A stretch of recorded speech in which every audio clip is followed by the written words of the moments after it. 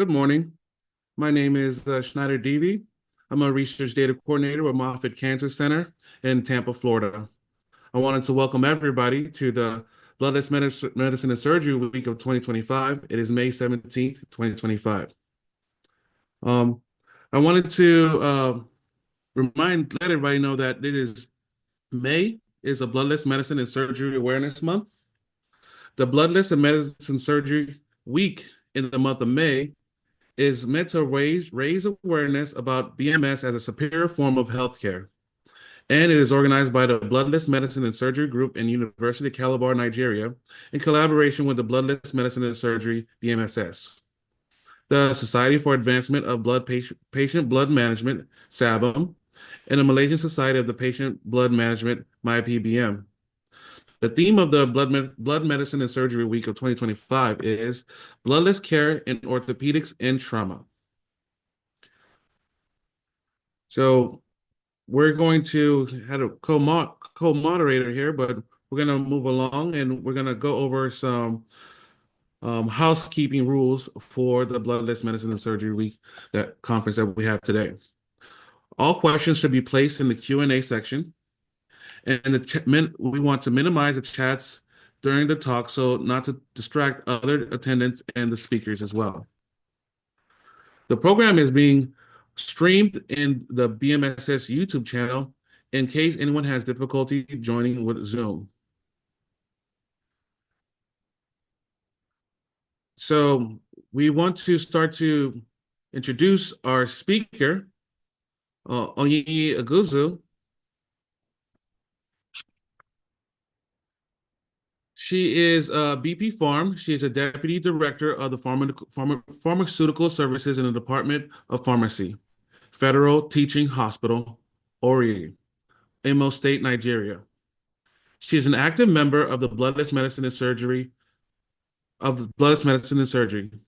Pharmacist Iziguzo is a strong advocate of transfusion-free medical care and a patient's right activist. You want to give the floor to Mrs. Iziguzo. Thank you for the kind introduction. So let me take a moment to share the slides.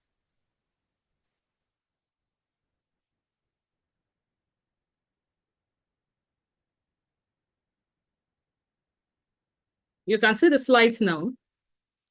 So today we are talking about erythropoiesis-stimulating agents and their efficacy, showing that they are a potent weapon in bloodless orthopedic surgery armamentarium.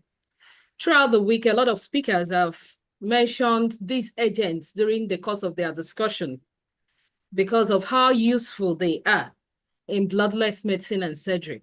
So it's little wonder that we want to be talking about them. As a way of understanding them better,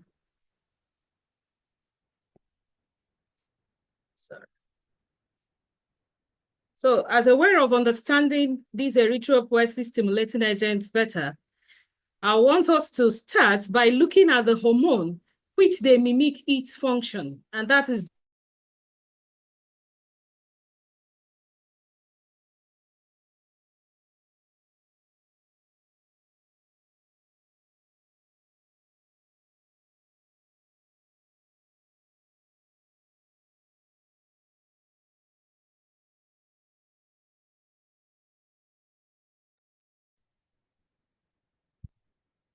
Frozen.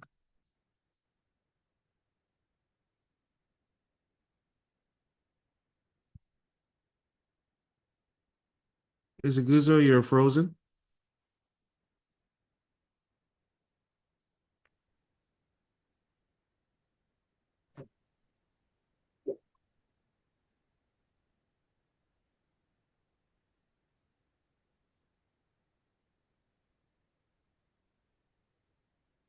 Oh, please start your slide share again.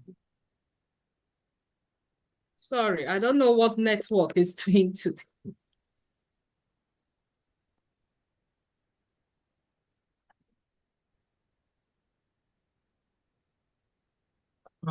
You were talking about the hormone that it is mimicking. Yes, that's the erythropoietin. That the erythropoiesis stimulating agent mimics its function.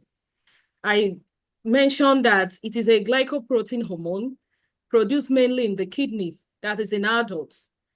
In children, it can also be produced in the fetal liver and is the primary regulator for erythropoiesis, with kidney hypoxia being the main stimulus for its production. Once secreted, it acts on committed erythroid progenitor cells, the bus-forming units and the colony-forming units, to stimulate their proliferation and differentiation into red blood cells.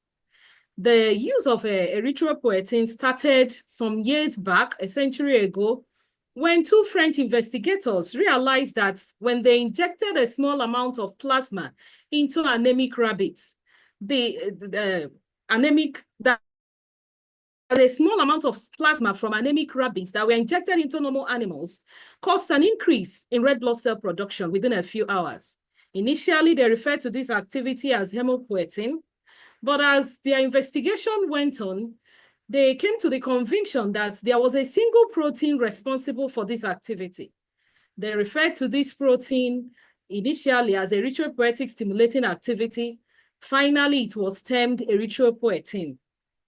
The American investigators by 1950s and 1960s refined the work of these French scientists to conclusively prove that erythropoietin was the hormone that stimulated this red blood cell production. Having reached this conclusion, they went ahead to understand this hormone better, to see how it is produced, things that stimulated its production, and also to see if it can be synthesized so that when the endogenous one is not enough, a synthetic version can come to the rescue. And they came up with a lot of good results. That is how the erythropoiesis stimulating agent came into play. How is erythropoietin produced endogenously? It is done by the peritubular intestinal cells of the kidney under the control of a single gene on human chromosome 7. This gene product is a protein containing about 193 amino acids, of which the first 27 are cleaved during secretion. The final hormonal peptide is heavily glycosylated and has a molecular weight of approximately 30,400 Daltons. And once it's released, it travels to the marrow where it binds to the receptors on the surface of the committed erythroid progenitors and become internalized. There is an inverse correlation between tissue oxygenation and circulating erythropoietin levels. Once there is a reduction in tissue oxygenation, as is the case when there is anemia or hypoxemia, the renal synthesis for erythropoietin increases rapidly to about 100-fold or more. Once these erythropoietin levels come up, marrow progenitor cell survival, proliferation, and maturation are dramatically stimulated. However, this endogenous production of erythropoietin has its limitations, making it essential that we'll come up with the erythropoiesis stimulating agents. We've seen that it's produced in the kidney. So once there is kidney disease, or there is marrow damage, or a deficiency in all these vitamins that are essential in erythropoiesis, it can affect this process. And hence the endogenous production will no longer be sufficient for the patient. Also, when there is inflammation, the inflammatory cytokinins suppress erythropoietin secretion ion delivery, and progenitor proliferation. These limitations were resolved by a combination of a medical and molecular engineering that gave rise to the recombinant human erythropoietin, which are the ECAs we are talking about. They are therapeutic agents produced by DNA technology in mammalian cell culture. They are virtually identical to the naturally occurring hormone.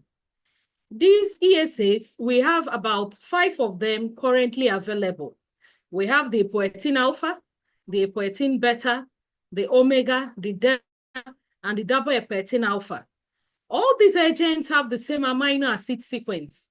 However, they vary in their glycosylation as a result of the type and the host cell specific differences that are used in the production process.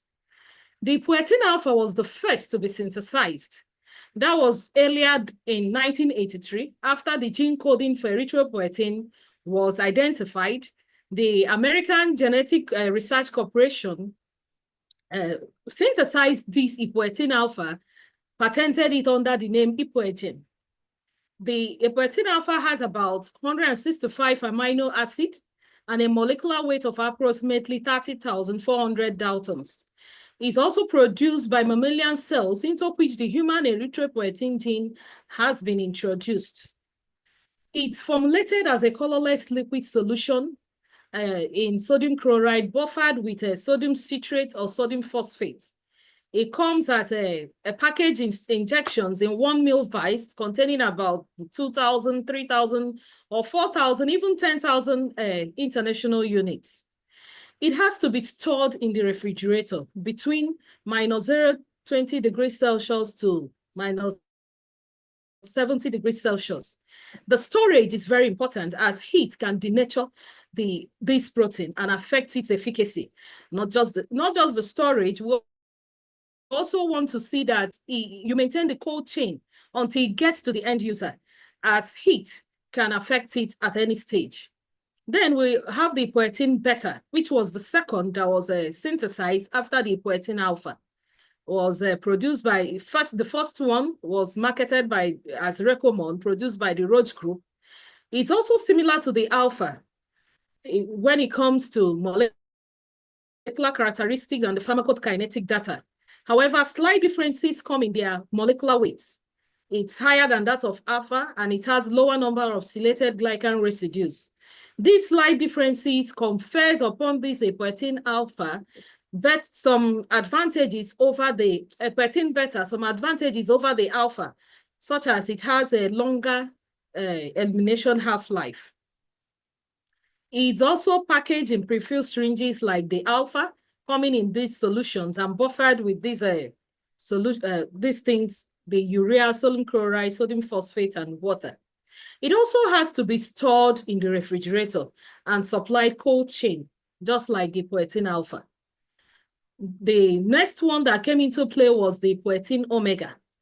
It's a siloglycoprotein with smaller amounts of whole-bound sugars. It's less acidic and have different hydrophility compared to the other two, the poietin alpha and the poietin beta. However, it's as effective as the alpha, as studies has proven that to be so. Then we have the poietin delta. Unlike the other recombinant erythropoietin, this is the only poietin that was produced in a human cell line using gene activation technology. So it has a human type glycosylation profile. It's also quite effective, as studies have shown. However, its use was cut down because its marketing, the authorization for it to be marketed was withdrawn by the European medicine agencies by 2002. And since then, it is yet to reemerge in the market. The last one we'll talk about is the double poietin alpha. This is a reengineered form of erythropoietin containing about 5 amino acid changes, which resulted in the creation of 2 new sites for end-link carbohydrate additions. These modifications made this double poietin alpha to have quite a longer half-life compared to the other poietin, and hence can be given once a week unlike the other ones that can be given twice a week. And it's marketed under the trade name Araneps by Amagen. How did these ESAs act? We've seen the main function of erythropoietin is to recruit, maintain, and induce differentiation of erythroid progenitor cells. Units erythroid as the most primitive erythroid progenitor cells that respond to erythropoietin. So once erythropoietin is synthesized or is injected as the poietin alpha, it binds to the receptor site at this box-forming unit, requiring synergistic action of erythropoietin with interleukin-3 and the granulocyte macrophage colony stimulating factor to differentiate into a colony of recognizable red blood cell precursors. We also have the colony-forming units. They are completely dependent on erythropoietin for their proliferation, viability, and differentiation. However, their dependence on erythropoietin declines as the differentiation process enters through the late stage in the colony-forming units. It has the pro-erythroblast as the earliest morphologically recognizable red blood cell precursor that of the bone marrow once it acts on the colony-forming units. This pro-erythroblast does not appear to require erythropoietin for their maturation to the lenticulocyte. This is a diagram showing summarizing what we've talked about. We've seen that once there is reduction in atmospheric oxygen, once the oxygen senses that there is drop or there is kidney hypoxia, it stimulates erythropoietin. Or we are giving in erythropoietin through the erythropoiesis stimulating agents. And once that is done, it acts on the stem cells, leading to the production of a red blood cell mass. Then dosing and administration. The table shows how we dose poietin alpha and beta. Usually 450 units per kilogram per week can be used. This dosing is useful when the patients respond well to erythropoietin. But for those who are non-responders, doubling the dose will give us the desired effect as that is gotten from the dose for those who respond well to poietin. So it can be calculated based on between 100 to 150 units per kilogram body weight, given subcutaneously 2 times weekly for 3 weeks. That's a total of 6 doses. And once this is done, we are expecting an increase about 4 times of the basal marrow red blood cell production. And we'll be expecting an increased reticulocyte count by day 3. And a rise in HB gram every 4 to 7 days. If you use the long-acting erythropoiesis stimulating agent like the poietin alpha, you can give just weekly for 3 weeks and still get the desired result. Then we'll move on to the pharmacokinetics. Erythropoietin is easily absorbed from both the subcutaneous route and intravenous routes. However, the subcutaneous route is preferred as it gives better results than the intravenous routes. Even the adverse effects seen with erythropoietin is lesser when you use the subcutaneous route. When you use the subcutaneous route, the peak serum concentration duration is longer and declines slowly thereafter. The half-life for the subcutaneous route is more than 24 hours, whereas that for intravenous is within 4 to 13 hours. Then there is you need lower dosage to get comparable effects as what you will use in the intravenous route. So the intravenous route will waste more money. It's not cost effective. The subcutaneous route is better. Then there is lower incidence of adverse effects. It's more effective in hemodialysis patients. And we also want to note that the volume of distribution is quite similar to the plasma volume when you use the subcutaneous route, indicating that there are limited extravascular distributions. Indications for erythropoietin therapy. Of all the indications listed here, we we are more interested in its increase in red blood cell production, since we are talking about bloodless orthopedic surgery. And we know that one of the pillars of bloodless surgery have to do with optimizing the hematocrit. And that is where erythropoietin comes in. So both in the perioperative and postoperative setting, it can stimulate surgical patients' red blood cell production. And also it permits more rapid recovery in the postoperative phase. So it's also a useful adjunct following perioperative hemodilution. And all these other patients can still benefit from erythropoiesis stimulating agents. Erythropoiesis and orthopedic surgery. We want to see why it is such a potent weapon in bloodless orthopedic surgery armamentarium. We've seen studies have shown that erythropoietin is quite useful in raising the perioperative hematocrit in patients who are scheduled to go in for major orthopedic surgery cases. This is seen when erythropoietin is given in combination with iron supplementation. Some people also give erythropoietin alone, but the effect of raising their hematocrit levels are seen, especially when you give it in combination with iron. If we were here yesterday, we saw one of the patients that underwent a major orthopedic surgery. The doctor made it clear that when he gave erythropoietin and iron, they were able to optimize the patient's hematocrit count before they entered for surgery. Also, when it comes to reduction in the need for allogenic transfusions, even in major orthopedic surgery cases, erythropoietin has been found to be quite helpful. Patients who were prepared perioperatively with iron and erythropoietin or erythropoietin alone, at the end of the day, it was found that there was a drastic reduction in their need for allogenic transfusion. Also, even in anemic patients with HB of less than 13 grams per dl, a study conducted on these patients who were prepared before the surgery with erythropoietin, it was found out that these patients required no allogenic transfusion, even after undergoing major orthopedic surgery. It was also seen that even in the post-operative phase, patients who received erythropoietin, where it was better, the doctors were able to deal with their trauma better than those who did not receive erythropoietin. Besber et al. Carried out a study, and in his study, they were looking at using erythropoietin alone or using erythropoietin in addition to an autologous blood donation program in major orthopedic surgery. They used patients that were booked for arthroplasty. Usually, this group of patients, when they are mildly anemic, since it's an elective orthopedic surgery case, usually they are not excluded from an autologous blood donation program. So these patients were used for this study. The first group received weekly doses of epoetin alpha, about 40,000 IU for 3 weeks, and they participated in the PAD program.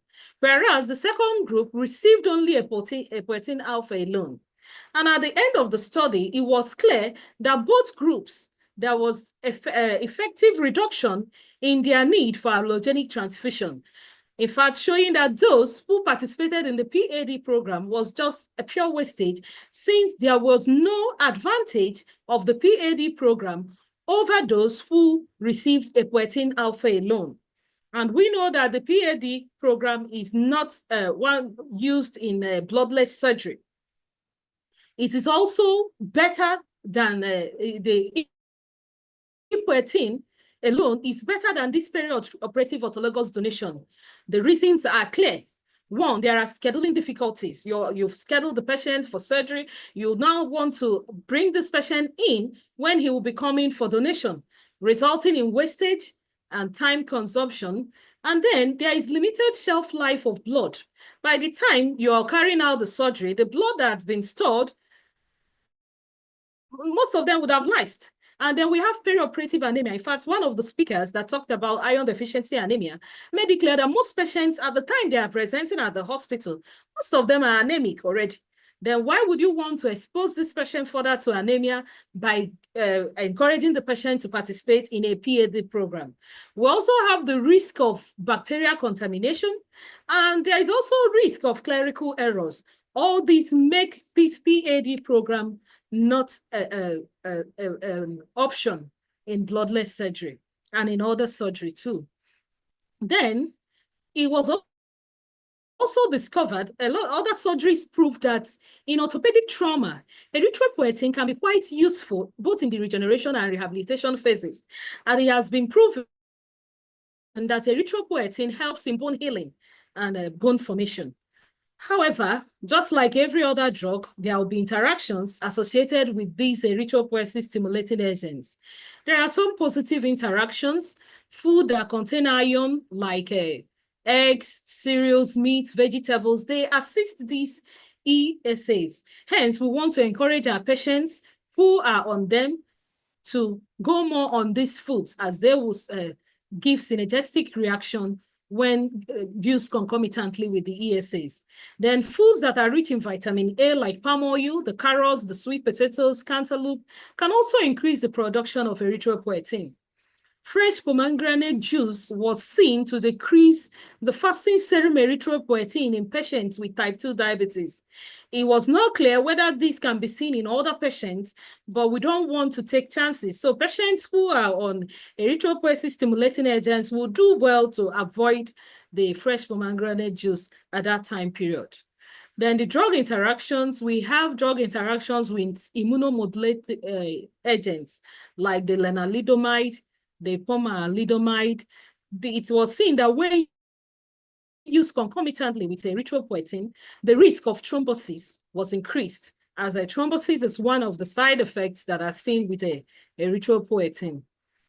Then chemotherapeutic agents like doxorubicin, docetaxel was also seen to increase the risk of thrombosis when used concomitantly with erythropoietin, while belzotifan increases the adverse effects of erythropoietin. Also, the angiotensin converting enzyme inhibitors used in treating hypertension, like captopril and enalapril, they all decrease the serum concentration of erythropoietin and also decreases efficacy. So when patients are on this, it may lead to slow response to erythropoietin. Then the C1 esterase inhibitors may also increase the risk of thrombosis, as they also have thrombogenic effects. Erythropoietin should be given with parenteral iron preparation, as this will improve its efficacy. We know that some patients, why not iron deficient? We don't know what their iron stores are like. So if you give erythropoietin requiring more iron, you might end up depleting the iron stores. So when you give it concomitantly with iron preparations, the iron stores are well repleted and the patient is good. And we are not going to worry about the patient becoming iron deficient. So iron supplements, multivitamin supplements containing vitamin B12, folic acid, and vitamin A will also improve the efficacy of erythropoietin. So we want to give them concomitantly with it. However, it has the side effects of erythropoietin are increased blood pressure. This is seen especially when erythropoietin is given intravenously. That's why we said the subcutaneous route is preferred. And we also have the pure red cell aplasia. This is an autoimmune reaction to endogenous erythropoietin, although it is quite rare, and epidemiologic studies have shown that it's actually the adjuvant effects of leachates from rubber stoppers in the peripheral syringes and particular stabilizers in some specific recombinant erythropoietin formulation that was thought to cause these autoimmune reactions. And with the resolution of these issues, newer cases of this pure red cell aplasia has become quite rare. There are other minor side effects as is listed here, even including pain at the site of injection and tiredness after receiving erythropoietin. However, these side effects usually diminish or disappear as the body adjusts to the medication. There are those, however, who cannot receive erythropoiesis stimulating agents. One, patients with uncontrolled hypertension. We've seen that increasing blood pressure is one of the adverse effects of erythropoietin, as it tries to increase the hematocrit levels. Hence, we want to control the hypertension first before placing a patient on ESAs. Then patients with known hypersensitivity to mammalian cell-derived products will not be suitable to receive erythropoiesis-stimulating agents. Also, those with no hypersensitivity to albumin. Then the coronary artery disease patients, due to thrombosis, would not also receive erythropoiesis-stimulating agents. Then patients who have iron deficiency anemia, the best course is to treat the iron deficiency. Erythropoietin is not effective in that. And if we now want to raise their hematocrit levels, after treating the iron deficiency, you can now go ahead to give erythropoietin and supplement with iron. And also patients that have anemia due to vitamin B12 and folate deficiency. Other patients who is also the porphyria. We know that erythropoietin will cause increase in heme production. Therefore, the attacks of porphyria will increase when you give these ESAs. So what have we said so far in the discussion? We've seen that stimulation of red blood cell production by erythropoietin therapy is one means of treating anemia pre- and post-operatively, and is also one of the major blocks that important in bloodless medicine and surgery. And ESAs can be administered pre-operatively as primary blood management strategy to accelerate red blood cell production and increase hemoglobin concentration in orthopedic surgery. These ESAs are also effective in reducing allogenic transfusion, even in major orthopedic surgery cases like in the hip, joint replacement, even spine cases of up to 3 spaces. They also have an important role during the regeneration and rehabilitation phases of orthopedic trauma. Hence, ESAs are an important armor in bloodless orthopedic surgery. Thank you for listening. Oyiye Izaguzo, thank you very much for a wonderful presentation. Truly, we saved the best for last. Thank you very much in your presentation of the erythropoiesis stimulating agents, a potential weapon in bloodless orthopedic surgery armamentarium. So I also wanted to introduce a co-monitor. It's Abigail Ivaro. She's a registered nurse of the University of Calabar of Nigeria as well. So Abigail Ivaro is also there as well. But we're also going to go into the Q&A section of the meeting. So we want to open up any questions that may be available for Oyiye Izaguzo. So we're going to look into the question area. So I see we have Abigail there as well. So let me see if there's anybody that has questions for Oyiye.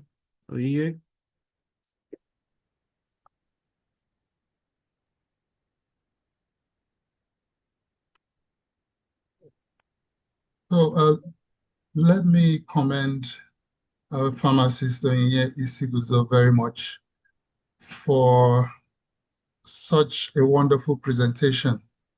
I agree with Schneider that definitely we preserve the best for last here. So let me just ask about, in your own setting, what are the challenges you have in terms of preserving erythropoietin? Because as you said, it has to be cold storage from manufacturer to the patient. So can you say something about the challenges and how we can attend to them? Yes, we have energy, the power supply as one of the major challenges. You know, sometimes there may be power outage and the freezers may not be working properly. Then another challenge we have is when patients do not procure this from pharmacies. They go to the open market to procure erythropoietin. And in the open market, the layman out there doesn't understand the storage issues with erythropoietin. You find out that they get this erythropoietin and it is quite hot. How do you now, go ahead to administer this, knowing that it may have become denatured as a result of improper storage? And then cost is one factor that affects some of these patients. Because they are looking for the cheaper ones, they go to the open market. Sometimes too, when the pharmacies, they sell to these patients, they give them this erythropoietin. Because of lack of information, you bring it out from the freezer and you give it to the patient. You didn't give the patient an ice pack to transport this erythropoietin with. So during the transportation phase, the poietin can get denatured again. And when it gets to the patient in the ward, the nurses there would not have the freezers in the ward to keep it for when the patient is due for receiving the next dose of the erythropoietin. So all these factors affect the epoietin. And then there is lack of knowledge or lack of knowledge of the use of erythropoietin amongst the physicians, and indifference amongst others. Yeah, so we do have some work to do in terms of education, all the way from the pharmacies that stock these drugs and how they should share the information with the patient, and then the health workers, because what you're describing is an out-of-payment, out-of-pocket system, which is happening in many developing countries like ours. A patient goes to procure the medication, paying out of pocket with a prescription, and then conveys the medication to the hospital where it is administered. So this, I can get it from what you're saying and from my own experience that it can cause quite some challenges at a situation where those administering the medication feel that it's not working. But it's not that the medication wouldn't have worked, just that it was denatured. So even the healthcare workers need to be educated on the fact that if unfortunately the patient is paying out of pocket and is bringing the medication, it has to be refrigerated immediately. Of course, not put in the freezer, but in the general fridge until when it's going to be administered.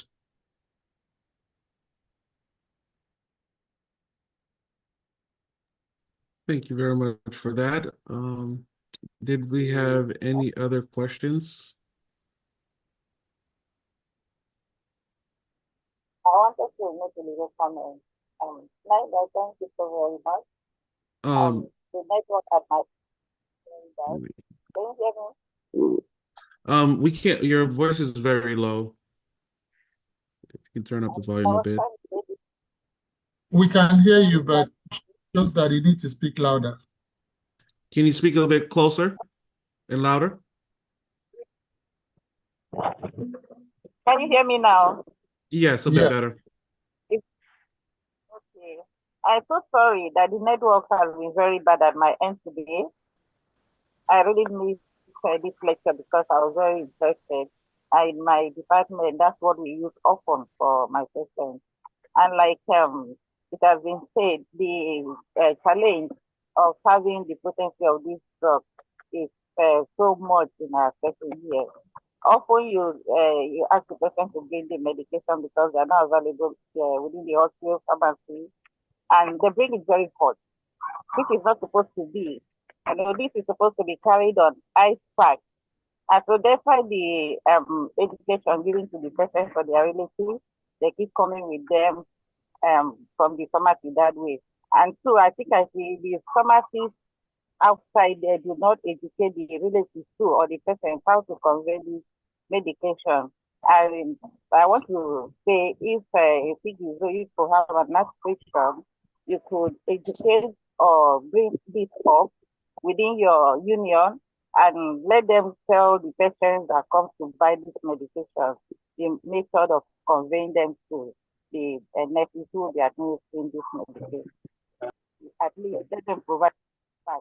It is not possible. We have packed water if it's kept in the freezer, they could put it in the container where this medication erythropoietin will be conveyed down to the hospital.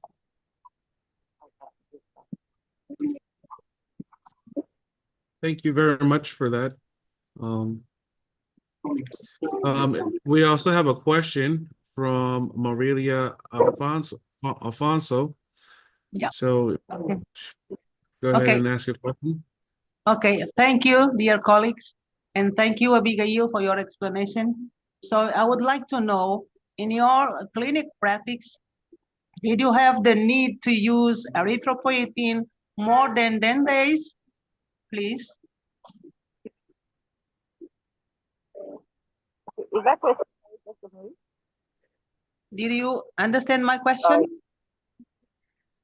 It wasn't Uh, clear. Oh, so she's Oh. asking if you have cause to use erythropoietin more than 10 days. Am I correct? Yes, yes, Professor. Are you correct? Yes. Thank you. So I think Are you Onyinye is going to answer the question first, and then Abigail, and maybe I can join in. the 10 days she's referring to, is it daily? Because usually it's given twice in a week and then within 3 weeks before or after, Okay. Thank depending you. on the patient's red blood cell count. Okay. Thank you. Thank you very much for your answer. Yeah, so Abigail, you want to say something about your nephrology? For the nephrology patient, we usually give them on alternate days when they come for their dialysis session. Because ideally they're supposed to be doing the session 2 times in a week. And so in each of the session, after the session, we administer erythropoietin and iron citrate, except when the patient is unable to afford. And so we do that until we carry out the PPV test investigation. If we appreciate, then we can hold on for a little while. But the iron sucrose is usually given alongside the erythropoietin to help boost their PPV level. That's what we do. I don't Okay, so know if you have any. basically the answer to Marilia's question is yes. We do have cause to give people beyond 10 days.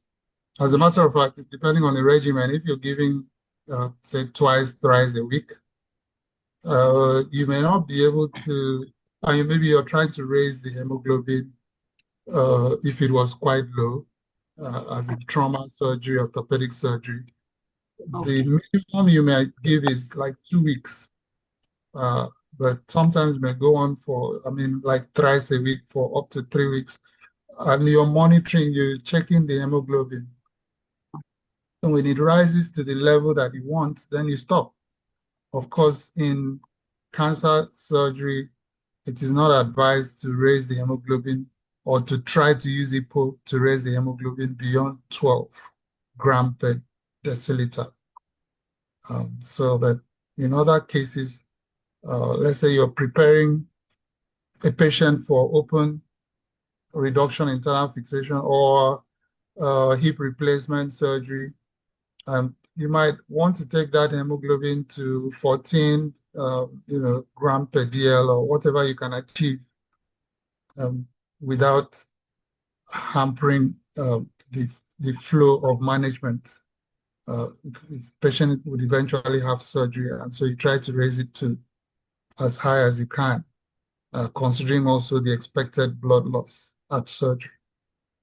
So the person that asked the question, maybe you can enable her to say if she's satisfied with the answer. Let me see. Are you satisfied with the answer? If you can raise your hand again, we could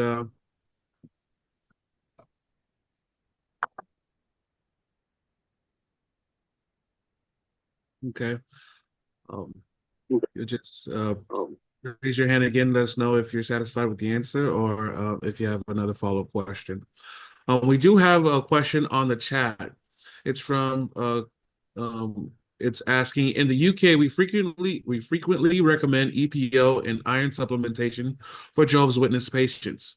Occasionally, clinicians express concern that this approach may take too long to be effective. What are some key points or strategies we could share with medical teams to encourage consideration of this treatment despite timing concerns?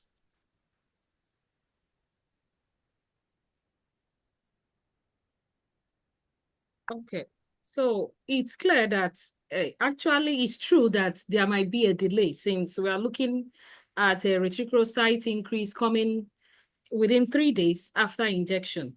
But then, just as throughout the week, we've seen that there are still other things you can do to minimize blood loss and other technologies that can also be used to help those patients improve tissue oxygenation while we're still waiting for the erythropoietin to bring up the hemoglobin count of the patient. And even if the patient is to undergo surgery, in one of the discussions, we've seen some techniques that can also help tissue oxygenation and reduce, minimize blood loss while still waiting for erythropoietin to act.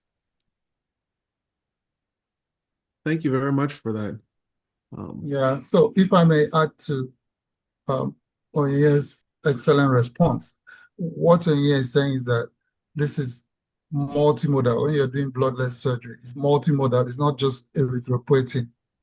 On the other hand, it is quite effective. I mean, if it's already starting to raise the reticulocyte count within 3 days, that's great. In fact, it starts working immediately. That is what doctors need to know all around the world, that once you give IV iron and erythropoietin, it starts working immediately. It doesn't work after 2 weeks.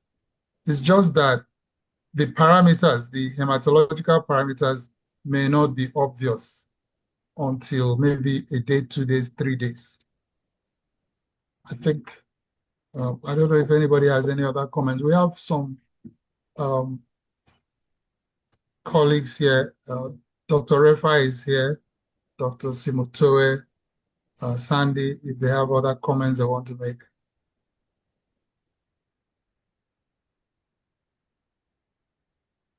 I think what you presented is quite good. Okay, the way you presented it in Nigeria, that's how we also present. We do it also in Zambia correctly.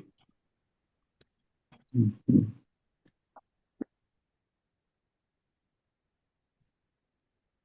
Yes, thank you very much for that. Did we have any other comments or any other questions?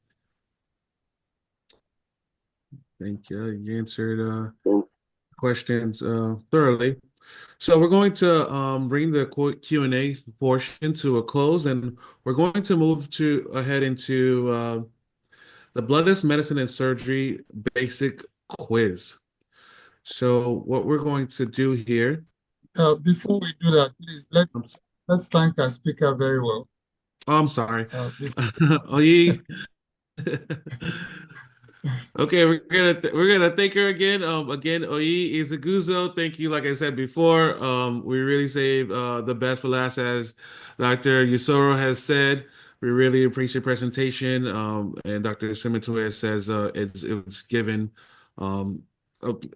above standard. So we thank you very much for your time on giving this wonderful presentation and being available to answer also questions at the end thoroughly as well. We look to please invite you for any more further presentations you may have in the future. We welcome you. It will be my pleasure. Thank you so much. Thank you, Dr. Sir. And Thank you. Thank you, all of you. Ivara, thank you.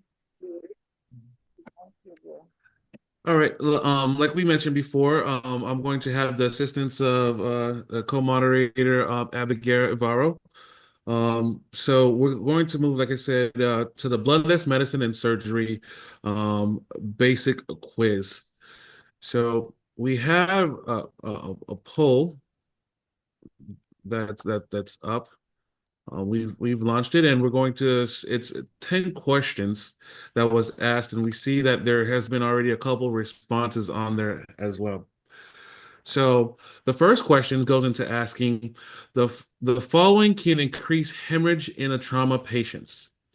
The first answer, it's an A, B, C, D, E question. The first A is non-steroidal anti-inflammatory medication.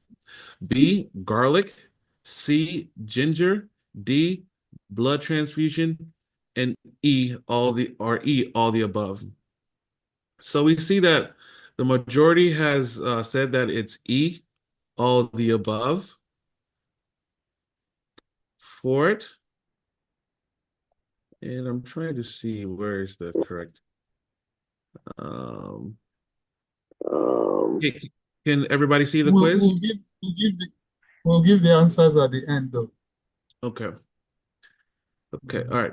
So the second question was regarding blood transfusion and trauma. The first question was A is associated with higher morbidity and mortality. B improves wound healing. C helps to stop bleeding. D result in faster recovery after surgery. Or E improve tissue oxygenation.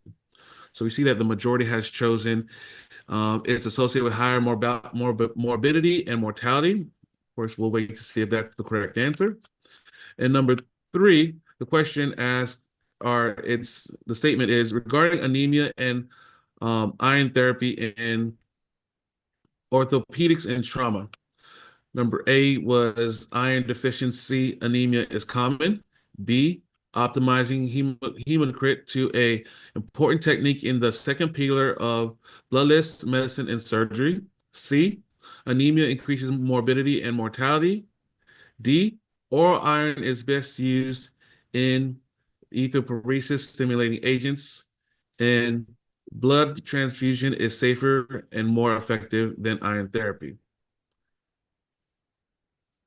So if there's before I move on to number 4, trying to see if there's a way we can share the quiz if possible.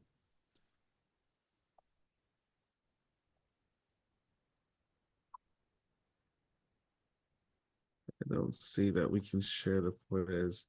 All right, maybe I can. Let me try sharing my screen, if that will work. Okay. How should I do that? You can try. Okay.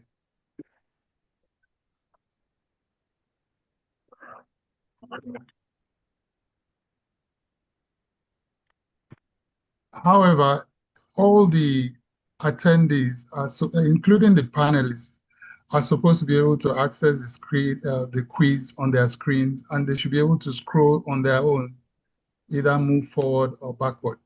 Can you see it right now? Yes, we can see it your Word document. Oh, not the quiz.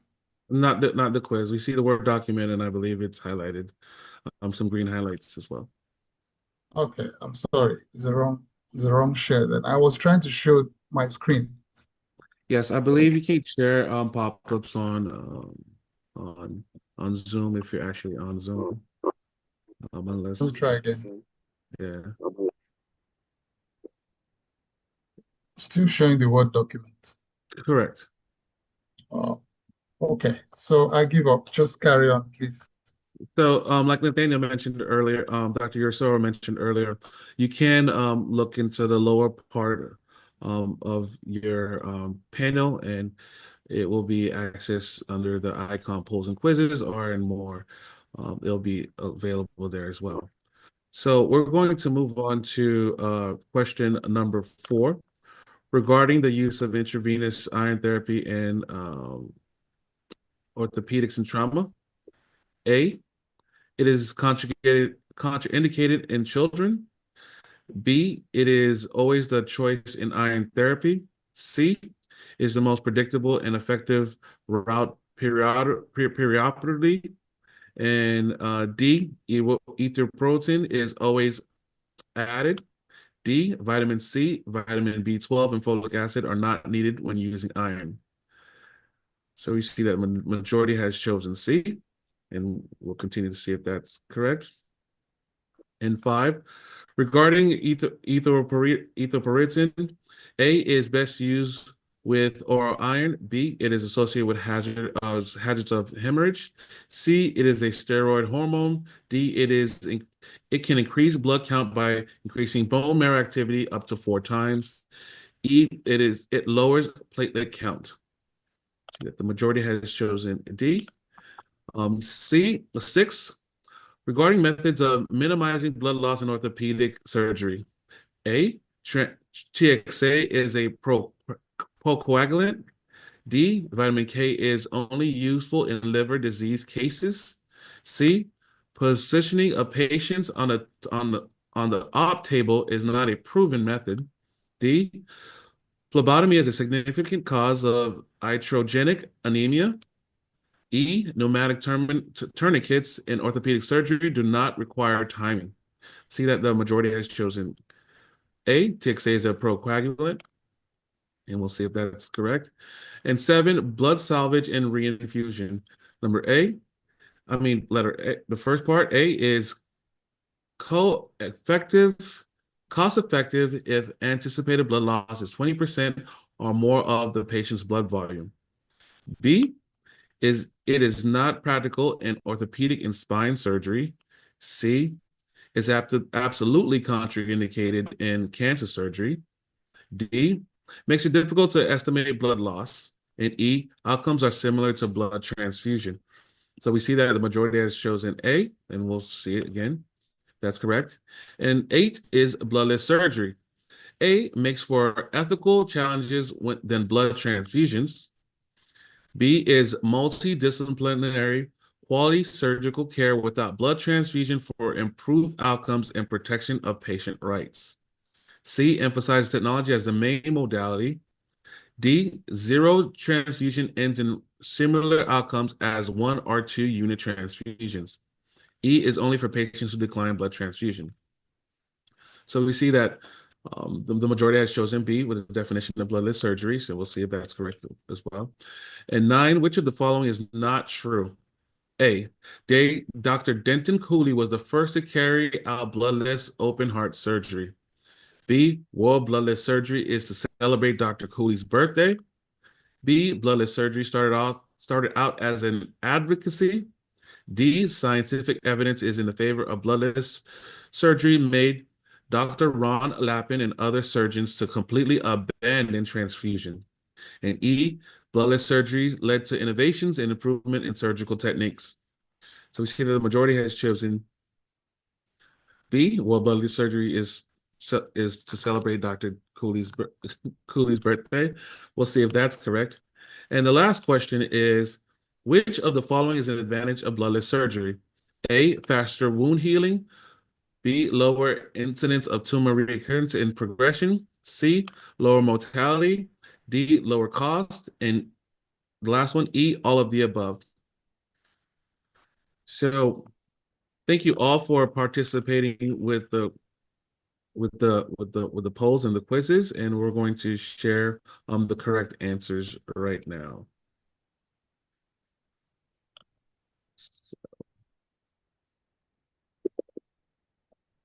I can have your assistance with that, Dana, with showing. Sure. Let's see if we post. Let me click share results. Did you click share results over there? Let me try again. Yes. Oh, okay. I have share results. Okay. Okay. So okay, it popped up again. It popped up. So we can go into the correct answers. So the first question was, the following can increase hemorrhage in the trauma patient. So the majority had sorry, one second. Yes. Schneider, can I handle this, please? Because there's a glitch in there was a glitch in what do you call it? The Zoom. Okay. So we needed to actually stop. We needed to stop the poll and launch it properly. But be that as it may, let's go on, because that number one was edited. The number one is, the answer is all of the above. Non-steroidal anti-inflammatory medication like ibuprofen, aspirin, and so on, they do increase hemorrhage, and we need to stop them ahead of surgery. Garlic, ginger, various herbal medications. We heard all these from, I think it was Dr. Stephen Frank's lecture and slides. Blood transfusion definitely increases hemorrhage. We heard that from Dr. Blomberg. So that is the correct answer is all of the above. Now for question number 2, yes, Zoom has got that one right. Regarding blood transfusion in trauma, I think all the presenters told us that it's associated with higher morbidity and mortality. It doesn't improve wound healing, it makes it worse. Surprisingly, it doesn't stop bleeding. We heard from Dr. Blomberg that there are several papers showing that even component transfusion like plasma or platelet transfusion in an attempt to reduce bleeding actually increase hemorrhage. I showed one of those papers in my own presentation. It has to do with plasma transfusion. So even though platelets are still being prescribed, but it's not evidence-based, there's no evidence that it helps. Whole blood definitely doesn't. Faster recovery, no. That's what we tell our patients. When we transfuse you, you're going to recover faster. But when subjected to studies, it's quite the opposite. And of course, this excellent paper by Dr. Refa and his colleagues that show that blood transfusion actually causes hypoxia. And we have an idea of the mechanism. Then number 3, regarding anemia and iron therapy in orthopedics and trauma. Anemia does increase morbidity and mortality. I think we got that from Dr. Lowe's presentation on Monday. Regarding the other answers, iron deficiency anemia is uncommon. No, it is the commonest type, iron deficiency, world over, even outside of orthopedics and trauma, but especially in orthopedics and trauma. Optimizing the hematocrit is an important technique, yes, but it is the first pillar, not the second one. The second pillar is minimizing blood loss. And as we said already, anemia increases morbidity and mortality. Oral iron is best used with erythropoietin stimulating agents. I think we heard during pharmacist Isi Guzo's lecture that we should use intravenous iron. And we heard it also from other speakers that intravenous iron is better. We have to use IV iron whenever we're using erythropoietin. But the opposite, as we shall see later, is not true. Regarding the use of intravenous iron in erythropoietin and trauma, it is contraindicated in children. We learned from Dr. Mazin that no, it is very well used in children and with very good results. That was on Wednesday. It is always the first choice in iron therapy. Well, it is not. The first choice is always oral. But the problem is that, of course, the reason is because it's easier, cheaper, and everything. But the challenge is that in surgical patients, the oral route is not usually practical. Orthopedics and trauma is not really practical many times, like perioperatively, for various reasons. One, the absorption, and 2, many times we ask our patients not to take anything by mouth, and so on. However, when we have enough time and there is no contraindication, the oral route is the preferred route for iron, just like other medication. Erythropoietin is always added. No, like I said, this one is not true. We can use IV iron on its own, and we heard that from, I think it was Dr. Frank and also Dr. Lou. We can use IV iron on its own. However, it is not advisable to use erythropoietin on its own. We need to use IV iron to first replenish the body stores to make sure there's no physiological iron deficiency when we actually give erythropoietin. Erythropoietin is not always added. Vitamin C, B12, folic acid are not needed when using IV iron. They are very much needed. I think we heard that from one of the presenters. I think it was Dr. Lou. So the answer is C. It is IV iron is the most predictable and effective route perioperatively, because the absorption is more certain, it is faster. Patient, it doesn't have to take by mouth, it's parenteral. And it bypasses, for the clinicians among us, hepcidin or hepcidin, which would be raised. The level of hepcidin in the body would be raised around surgery, like post-op. It's said to be quite high due to inflammation. And therefore, it would inhibit oral intake, oral absorption, or GI absorption of iron. Therefore, the parenteral route, the IV, is more predictable, more effective. Regarding erythropoietin, the answer is D. It can increase blood count by increasing bone marrow activity up to 4 times. I think we saw that in one of Dr. Isiguzo's slides. It is best used with oral iron. No, it's best used with IV iron, intravenous iron. It's not associated with hazards of hemorrhage. It's not a steroid hormone. Dr. Isiguzo, pharmacist Isiguzo told us that it is a peptide hormone. Is that what you said, Dr. Pharmacist Isiguzo? It's a glycoprotein, yeah. Glycoprotein, okay, thank you. So it's not a steroid hormone. Yeah, it is banned in sports, as Dr. Frank told us. It's banned in sports because it increases performance, it enhances performance, but it's not a steroid hormone, and of course, it's not banned in medicine. It lowers platelet count. No, it can actually augment platelet count, so that if we do not have the specific growth factor for platelets, that is thrombopoietin, it's possible to use erythropoietin because it will work at the stem cell level. So it doesn't lower platelet count. It can potentially increase it. Regarding methods of minimizing blood loss in orthopedic surgery, tranexamic acid is a procoagulant. So many people answered yes to this, but it's not true. You may have heard, if you're a clinician, some people would express concerns that, oh, tranexamic acid is going to increase the incidence of thromboembolism.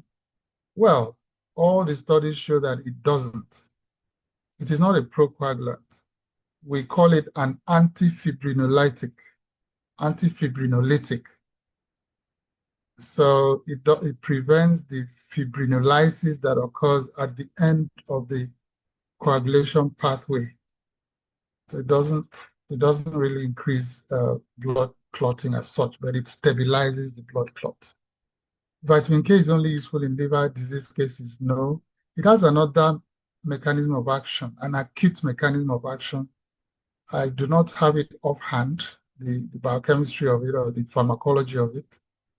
But apart from going through the liver to increase clotting factors, it has an acute action such that if somebody's bleeding now and you give them an injection of vitamin K, it can cut that bleeding, even if the liver is okay, if not having anything to do with liver disease. Positioning of patients on the OP table is not a proven method. Of course, it is a proven method.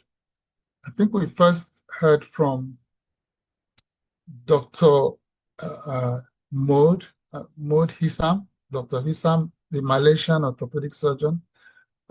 When working on scoliosis, they have to make it such that the patient's abdomen is not resting on the table. They have to support the patient so as not to impede the venous return, which if it is impeded, it can increase the blood loss. We also heard from Dr.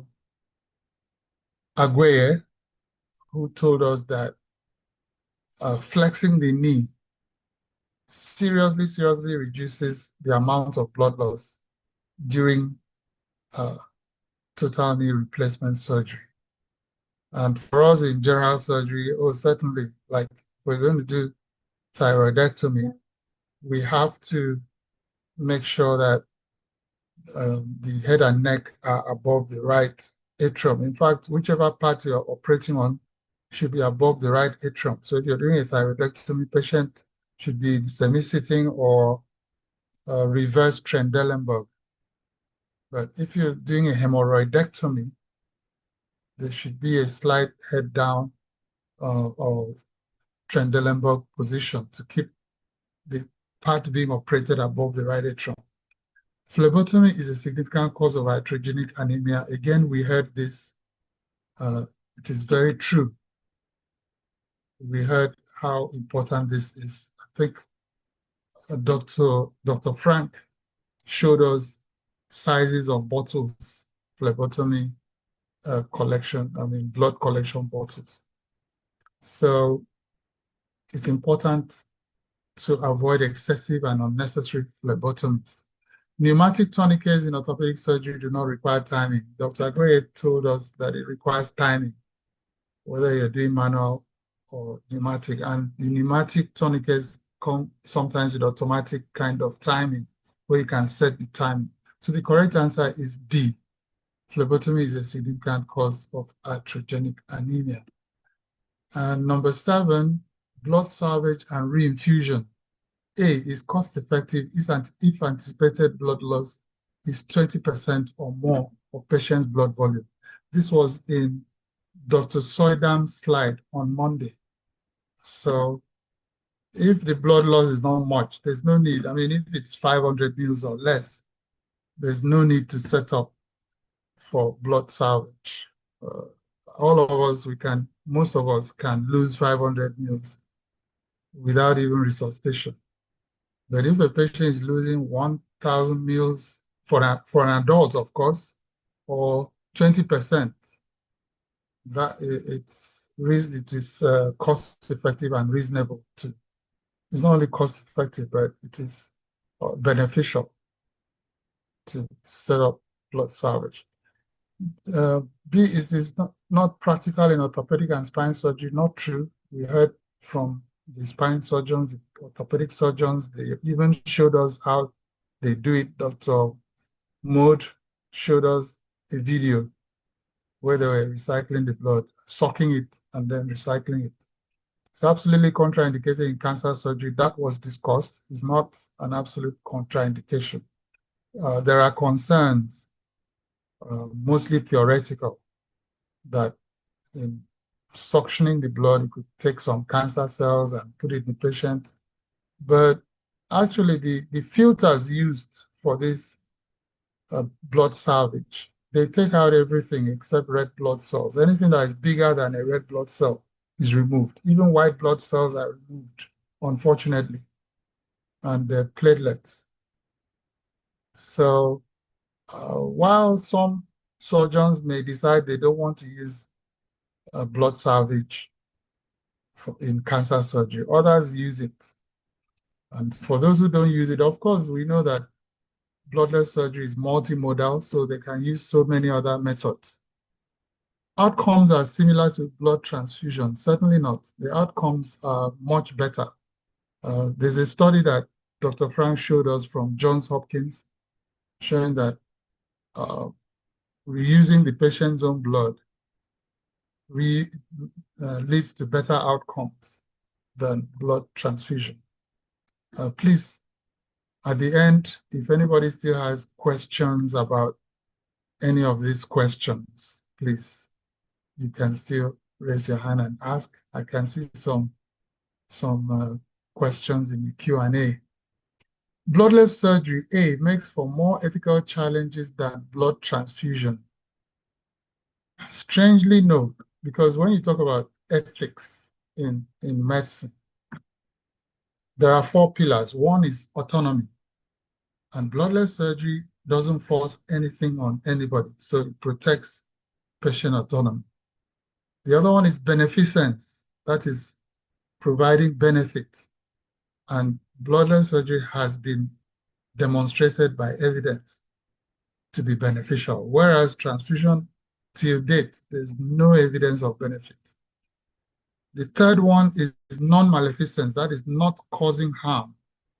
Again, bloodless surgery is the kind of surgery that has been shown not to cause harm, whereas blood transfusion, there's abundant literature to show that it causes harm.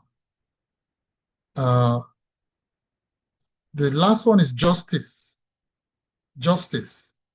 Again, bloodless surgery is the kind of surgery that provides justice. And indeed, that is why the WHO is asking us to go into it with the WHO policy brief 2021 says the urgent need for patient blood management. That is an attempt to establish justice, because it was found that it was only patients who decline blood transfusion who have this, who have the access to this superior kind of healthcare. So how do you make everybody else have access, since it is known that bloodless surgery is superior? So the idea came up to call it by another name, that's patient blood management. And patient blood management basically is bloodless surgery, just that they allow for blood transfusion. So those are the 4 pillars of ethics in medicine, and bloodless surgery covers them all. Now, B is multidisciplinary, yes. Quality surgical care, yes. We showed a slide with those definitions from authors around the world. Without blood transfusion, yes. For improved outcomes, yes. That's the emphasis now. And protection of patients' rights, definitely. Both the patients who decline and those who do not decline. Emphasizes technology as the main modality? No, not at all. We emphasize education. What we say is that whatever you can do at this moment with blood transfusion, you can do it better without, with the same resources you're using. However, the more high-tech the surgery you're doing, the more high-tech the bloodless facilities you need. So if you're doing mastectomies, you don't need anything so wonderful, just basic equipment, maybe diathermy, and so on. But if you're, or thyroidectomy, you don't need anything wonderful. If you're doing open heart surgery, of course, you need a blood salvage, cell salvage. If you're doing transplant surgeries, liver resections, and so on. Yes, and there was a surgery that Dr. Frank mentioned. I've forgotten what that was again. Anyway, so it's not emphasis not on technology, but on education. Zero transfusion results in similar outcomes as 1 or 2 unit transfusion. No, there are papers now, recent papers, to show that 1-2 transfusions leads to worse outcomes than 0. This is from the database of the Society of Thoracic Surgeons. Bloodless surgery is only for patients who decline blood transfusion. No. The WHO is trying to make it universal with the patient blood management so that everybody gets used to applying the bloodless surgery techniques to all patients. So the correct answer is B. Bloodless surgery is multidisciplinary quality surgical care without blood transfusion for improved outcomes and protection of patients' rights. Which of the following is not true? So Dr. Denton Cooley was the first to carry out bloodless open heart surgery. It's correct. World Bloodless Surgery Day is to celebrate Dr. Cooley's birthday. No, it is actually the May 16th. That's the day that he did his first bloodless open heart surgery, which opened the way for everybody else to be doing bloodless surgery. Because if you can do bloodless open heart surgery, then why should you transfuse like a mastectomy patient or other patients? So that World Bloodless Surgery Day, May 16, is the day that Dr. Denton Cooley carried out his first bloodless open heart surgery on a Jehovah's Witness, and subsequently ended up performing thousands more and publishing as well. Bloodless surgery started as an advocacy. Yep, yes, it did, both for Cooley and even for Dr. Ron Lappin. They started out trying to take care of patients who declined blood transfusion. But as time went on, they were shocked to discover that those patients did better than those who were transfused of equivalent category. Modern science has now done controlled trials, case controlled. Scientific evidence in favor of bloodless surgery made Ron Lappin and some other surgeons to completely abandon transfusion. That is correct. Ron Lappin eventually completely stopped transfusing. And we heard that from Sarah yesterday. And there is a surgeon who presented at SABUM, an orthopedic surgeon. I forget his name right now. His topic was zero tolerance. Zero tolerance. And by that, he meant that in his center, they do not transfuse anyone. That was in the US. I think it was called a Good Samaritan Hospital. I've forgotten which of them. So there are surgeons who have actually abandoned transfusion, stopped, whether the patient declines or not. And I remember in that meeting in Sabum, the surgeon was asked, how do you persuade your center to accept what you're doing? And he said, very easy. It's just to compare my outcomes with others, those who are transfusing. And the result is very clear in favor of bloodless. And that's how it has been all over the world. The results don't usually require complicated statistical analysis. You can easily see that bloodless leads to better outcomes. So I don't transfuse for one. I'm not the only one. There are many surgeons around the world. They don't have any religious objection to transfusion, but because of the outcomes, they decide that they don't want to be giving mortality review, talking about patient who died or having problems. Bloodless surgery led to innovations and improvements in surgical techniques. Yes, correct.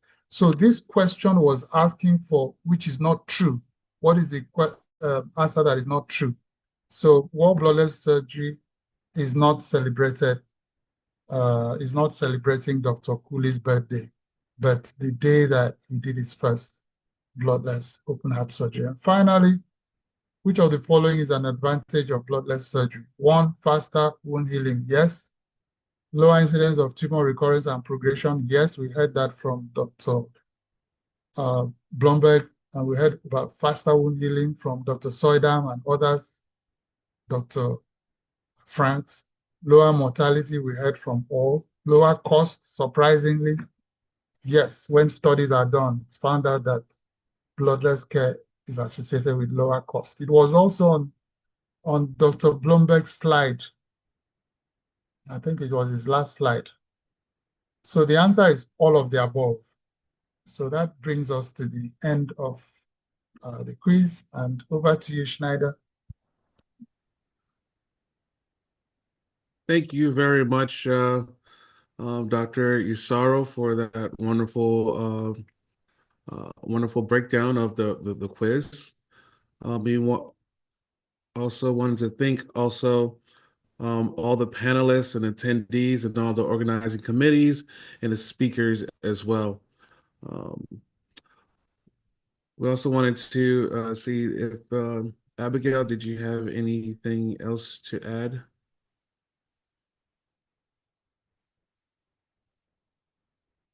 If you can, I think you need to be unmuted.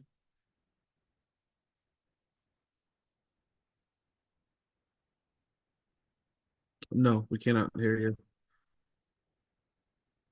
Can you There hear you- me now? Yes, we can. Okay, I say thank you so very much for doing the bulk work due to network hit at my area. So this brings us to the close of this conference. I want to, on behalf of Bloodless Medicine and Surgery Group, University of Calabar Teaching Hospital, Nigeria, to bring a vote of thanks to this close of the conference. And I want to sincerely thank everybody who participated in this conference.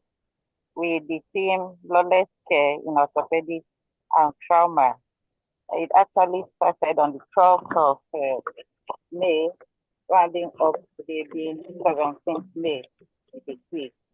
I'm delighted and honored to deliver this vote of thanks. I want to sincerely thank all the keynote speakers. In fact, Dr. Erin Soda gave us a lecture on avoidance of blood transfusion in trauma, how and why. He mentioned that when doctors do not transfuse, they feel good about their own skills. And that is true. We just even had what our ex-president has just said. Zero tolerance is the best key. Second stone blood is more appreciated than the donor's blood. Professor Zenon also makes us understand that deficiency of iron is a major cause of anemia, and nobody can refuse that. It's true. He's highly appreciated for his.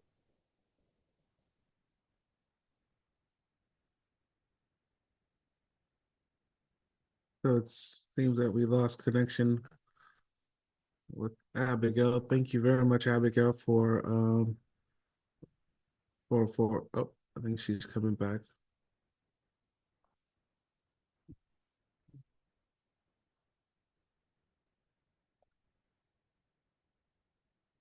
Okay. So If you can't get Abigail, Sandy is here. Sandy is Secretary of the Bloodless Medicine and Surgery Society. In case she wants to make some comments and vote of thanks and so on. okay. Thank you so much. Good morning, everybody. I'm Sandy Mann. I was due to traveling this morning. I was coming in a little bit on the later side, so I unfortunately will have to wait until the recording to see how beautiful the first part of the conference went. So I'm looking forward to that, actually. But I did want to say that it has been a beautiful week. We have learned so many new things, and the speakers were such insightful new material even, and really appreciated Dr. Nathaniel's bringing to the forefront how zero is best, not one versus two even, and how the evidence even is there for that. So also yesterday, I was truly touched by the way we were able to just bring to the forefront how yesterday being World Bloodless Medicine and Surgery Day, giving, the unsung heroes their just a voice, really. And Sarah did a great job with that. Also the moderators. And moderating is an art. Sarah had mentioned that behind the scenes a little, and I couldn't agree more. We had such good support as well, and every year we're getting more support internationally. And so we look forward to that, and we'll continue the goal, Dr. Usoro, of Antarctica joining in one day. So, and behind the scenes, Schneider has done an excellent job of keeping things rolling and smooth, even with all the challenges of doing a conference on Zoom like this. And of course, there always will be. So, but we all kind of hang in there and humor it. So.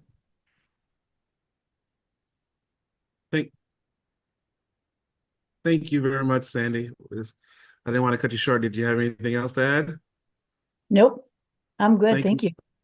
We appreciate those kind words, Sandy. It seems that we have a hand raised amongst the attendees.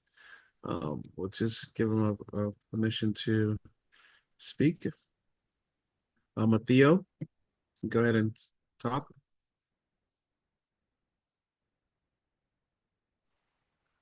Okay, can you hear me? Yes, we can. Right, okay. So I want to take the opportunity to thank you all for the fine program. And I'm happy to tell you that yesterday in Ghana, the Bloodless Medicine and Surgery Society was launched officially in Ghana at the University of Ghana Medical Center. We had a section from morning from 9 o'clock to 4:30 p.m. And we have professors who have done bloodless surgery for years, some documented. So that is the good news that in Ghana now we have officially launched the Bloodless Medicine Surgery program, which has taken effect. And we'll be having quarterly conferences and then annual conferences. So that's the good news that I think I want to mention to you. So maybe later we'll be collaborating. Dr. Soro, so that's good news that Ghana, we have officially launched it. Yes, and we are happy to let you know. Absolutely, that's, go ahead. Yeah, so we'll maybe later contact you and then maybe have some few collaborations, and then we see how maybe next year we can feature some of the doctors from here to actually share experience from there, from here in Ghana. Already they are doing wonderfully well. We have a doctor who is in a remote area up northern part of Ghana, but he's been doing bloodless surgery for last year. We have about more than 7 cases, HB less than 6. We have hysterectomy, we have myomectomy, and all these were done bloodless. And he doesn't see the need for a doctor to give a blood. So I think that's good news coming from Ghana. And next year, I'm sure we'll try and maybe present on this program so you hear experiences from Ghana. Thank you very much, and then we wish you all the best. Thank you for that information, Theo. I'm sure the current president of BMSS is very happy to hear this. That's Dr. Simutoe. Oh, sorry, Mr. Simutoe, because he's a fellow of the Royal College of Surgeons of Edinburgh and Ireland. So you can, as you said, you reach out to us, and you're seeing the secretary of BMSS here, Sandy. You have our emails, you have my email, you have the email of BMSS, info@bmss.org. So you can send us, and then we can collaborate effectively. I'm sure the president will be happy to designate a chapter of BMSS in Ghana. Which reminds me, I think we had a poll here, Schneider, I think we had a poll here for where people are coming from. So I don't know, I don't know if technology would allow us. It probably wouldn't allow me. Normally we could have a poll and know where everybody's coming from and the spread, so that we know whether we've already reached Antarctica, Sandy. But maybe in November we'll find out if we got there. We can launch the poll right now if you would like. It's a 1-question poll. Yeah, if you can do it, that's great. It's titled Continent, so you have a choice between Africa, Antarctica, Asia. Exactly. So we'll go ahead and so if you see Antarctica, that may be me. So the poll has been launched. Sorry, oh, thanks. Snyder. Oh, yes. Sorry, did you finish? once. No, Did you right take now. off from where? No, You did we not haven't finished. I think since you're back, you will tell us about the next meeting in November. finish before network might decide to throw me away. Okay. It's really unfair. Okay, Yeah. to every speaker of this epoch event, I want to say a big thank you to all the moderators. You're highly appreciated. Most especially, like I said, to the chief host, our organizer, and our ex-president, Dr. Nathaniel Usoro of University of Calabar Teaching Hospital, who has been tirelessly working to ensure that this program runs smoothly. May God Almighty give you more wisdom and knowledge for more interesting update of this kind of conference. All the organizers ranging from Bloodless Medicine and Surgery Group, UCTH branch, Bloodless Medicine and Surgery Society, and the advancement of patient blood management, and the Malaysian Society of Patient Blood Management, that's by PBM. I want to say thank you. The current president for Bloodless Medicine and Surgery Society, Christopher Simutowe, we are glad for your contributions and we are happy to have you here. And the TB audience, the first day we were about 234 and also, so it's not easy for you to just leave your schedule to come and listen and also make sure you get a lot of data. That's money you spend. We appreciate you. The panelists, the technical crew, the Bloodless Medicine and Surgery Society Secretary for her amazing graft program, UD. We appreciate you. All your time and expertise is highly appreciated. With grateful heart, please accept our heartfelt thanks. You are all invited to the Bloodless Medicine and Surgery Society 2025 Annual Scientific Conference. That will be November this year, 5th to 7th. And the theme is Technology and Bloodless Medicine. Please, if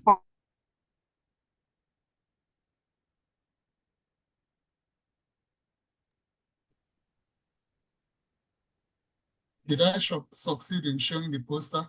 Schneider, can you see it? Yes, but I don't think we can hear Abigail anymore.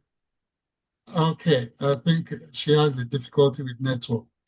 Okay. So I think that's the conference that Abigail was trying to describe coming up in November, the annual meeting on the theme Technology and Bloodless Medicine on November 5 to 7. And I think she intended to let us know that we would be free to start submitting abstracts from 1st of June. You can see the email there, bmssociety.org. So abstracts should be sent there. Our Ghanaian colleagues, please, we'll be very happy to see those abstracts. And thank you. yeah, Finishing. okay, Abigail is back. Okay, I just completed your announcement and talked about the abstract I from June. appreciate. Yes, So maybe we are now, encouraging our audience to submit their abstract from 1st of June. And I think you have shared the poster so that they'll see the information where they can send their abstract to info@bloodlessmedicineandsurgerySociety.org. Please, we appreciate abstract as much as possible as you could. If there are students here, you could also do same. You can send your abstract. Very well appreciated.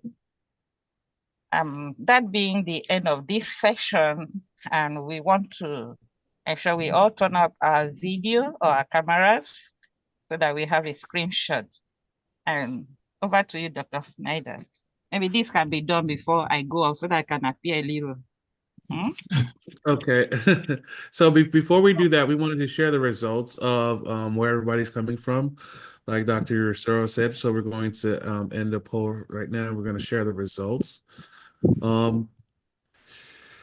So we can see the results that the majority is coming from Africa. We have 65% coming from Africa, none at the moment coming from Antarctica. We have 17% coming from Asia. we have 2% coming from Europe and 15% coming from North America and 2% coming from South America. So again, we want to thank everybody for their participation and all the hard work that they put into this and this wonderful week that we had of a lot of cutting edge knowledge. And thank you for all the moderators, Dr. Rousseau, Dr. Simatui, and all the other panelists for their hard work and their input, and all the speakers as well. So like Abigail has alluded to before, we're going to take a group picture. Let me stop sharing this here with the panelists. We're going to take the spotlight and we're going to put it in the gallery mode.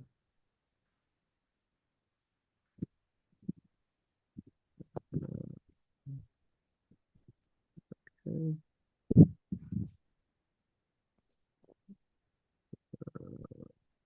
Am I appearing? Yes, you are appearing. Okay. Those panelists that would like to share their turn on their cameras, we welcome you to do that right now.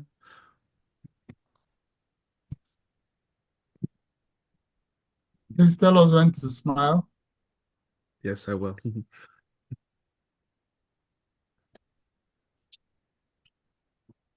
All right, we'll give it another couple seconds for them to have the opportunity to turn on the cameras. Can Martina turn off her camera? Dr. Majid, turn off your camera.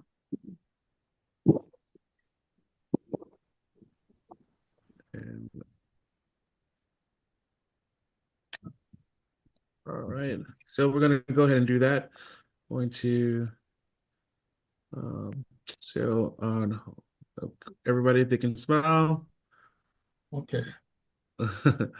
1, 2, 3.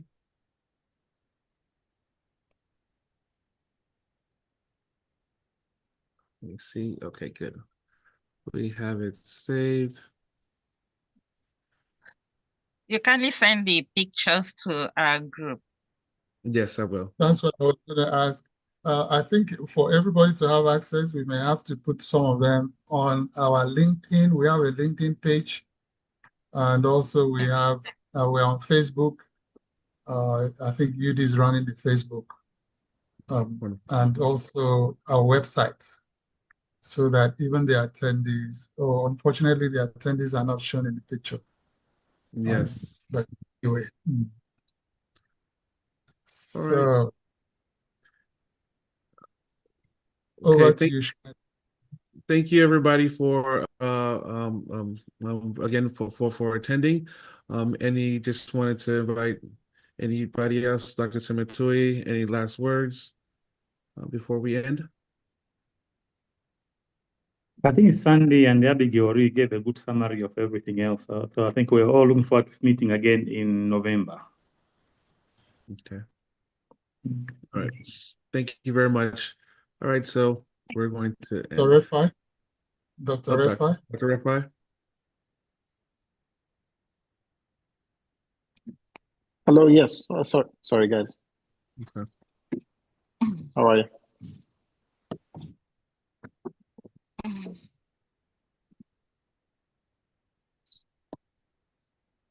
Did you have anything that you wanted to say before we wrap up this meeting, this conference?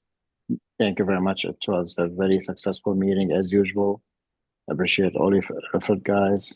And there were really very good talks by our speakers as usual. And hopefully we'll see everyone in November. And hopefully we'll also have other varieties of speakers as well. And see you then. Thank you very much for that. Dr. Refai. We need to let everybody know that Dr. Refai is the BMSS conference chairman for 2025. So, and part of what he started doing was to help us to organize this Bloodless Medicine and Surgery Week ahead of also helping us to organize the annual meeting coming up. So thank you very much, Dr. Refai. Thank you very much. And hopefully we'll see you in Salem, Nathaniel. And we Yes, never met in person, so hopefully I'll see you in that's correct. Salem. I'm determined to be there this year. And I think Chris should also make plans. Let's be together in Sabo. Thank you. See you. Take care, guys. Thank you, everyone. Schneider, Yes, I everybody. think Schneider has some last words on the month.